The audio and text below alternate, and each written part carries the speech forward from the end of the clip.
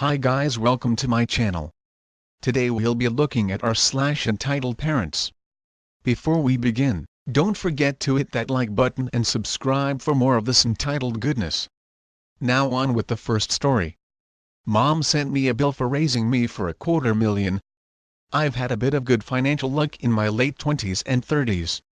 My dad died in 2007 and my mom has been riding his life insurance settlement into the ground. She overspent 3 brand new Mercedes among a ton of other idiotic purchases since 2007, and is now having to Airbnb her house to make ends meet. In the past 4 months, I've given her over $5,000 to keep her afloat. Today, I received an itemized bill in the mail, totaling lodging, food, schooling, entertainment, and vacation expenses that she incurred since the time I was born. The bill exceeded $250,000. I called her this evening to congratulate her on her hilarious joke when it became clear that she wasn't joking and indeed felt entitled to $253,032.56 of my money. Her reasoning: I wouldn't be worth 1/10 of what I am now without her influence. She said, "You can afford to lose that kind of money. Why not just give it to me before you do piss it away?" This is one of the many reasons that there are more than 2,000 miles in between my front door and hers. This is the last reason I needed to never give her another penny of my money. I've got a therapy appointment on Monday. I can't wait to bring this bullshit up. Edit: damn, this blew up. 2 things. 1. Quit calling my mom a bitch or I won't have to ask my dead dad to haunt your ass.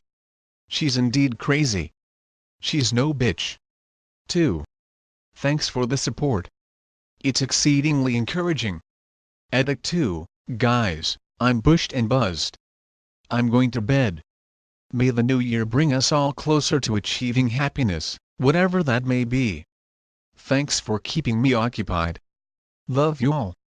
Parents asked us to kill our elderly dog after their daughter hurt him. Wow, I just realized I never posted this here. It was the first thing I ever wrote on Reddit and I didn't really know that Entitled Parents was its own subreddit at that time. So anyway, here it is. Maybe you guys will like it. When I was a baby, my parents rescued a dog from the animal shelter and named him Buddy. Buddy was half German Shepherd, half Golden Retriever.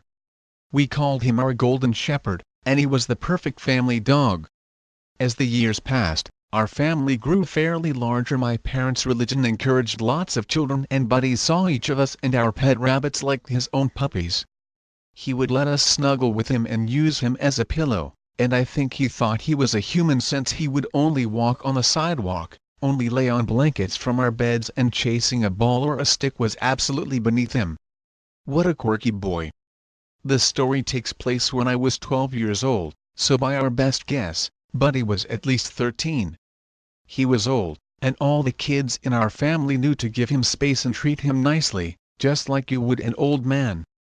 We had some new neighbors who didn't like us very much. They only had 1 3-year-old daughter and 1 indoor cat, so our lots of kids, mostly boys and indoor-outdoor dog, were a bit too loud and dirty for them.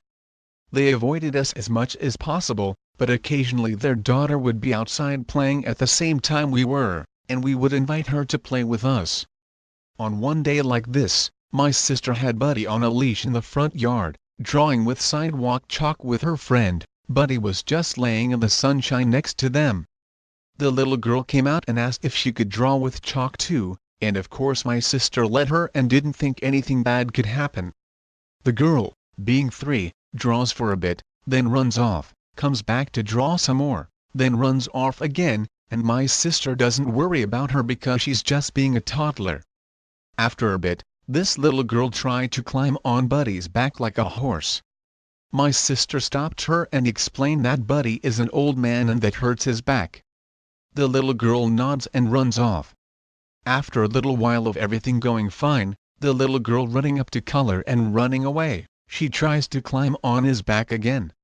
My sister again corrected her, explaining that hurts Buddy and we don't want to hurt him, so please don't climb on his back. The little girl says okay, and runs off. This time my sister moved to a different spot, a little ways away from where the girl was playing, and after a while, stopped paying attention to where she was, This time the girl came back and climbed on Buddy's back a third time. Just as my sister noticed her and started to say something, Buddy growled. The growl startled the little girl and she lost her balance, fell off and hit her face on the sidewalk. When my sister took her to her house to get her parents, they were convinced Buddy bit her.